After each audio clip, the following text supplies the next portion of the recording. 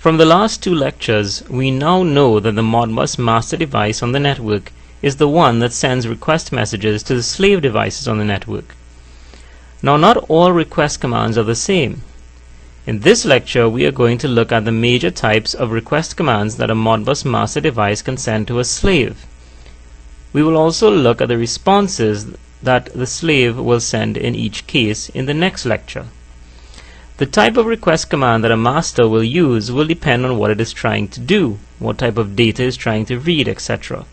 So let's have a look at the possible types of commands now. They are read coil status, read input status, read holding registers, read input registers, force single coil, and preset single register. The first four commands, read, coil status, input status, holding registers, and input registers, all of them involve the Modbus master requesting data values from the slaves.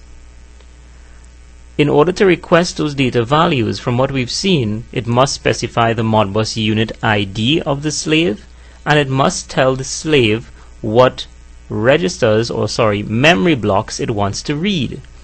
And those memory blocks could be in the coil area, the input area, the holding registers area, or the input registers area.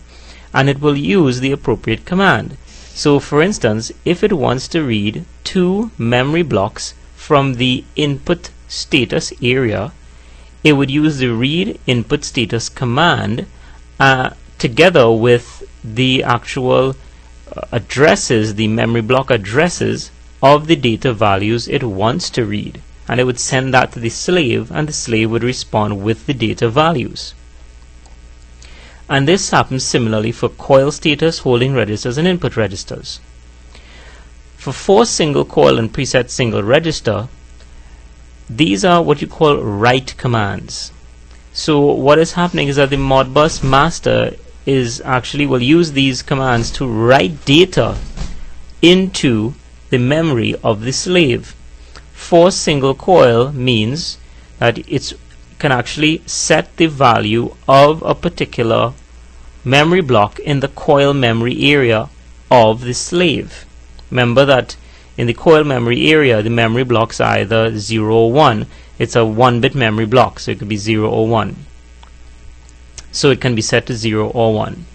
Preset single register is a command that allows the master to set the value of a memory block, a 16-bit memory block, in the holding registers area.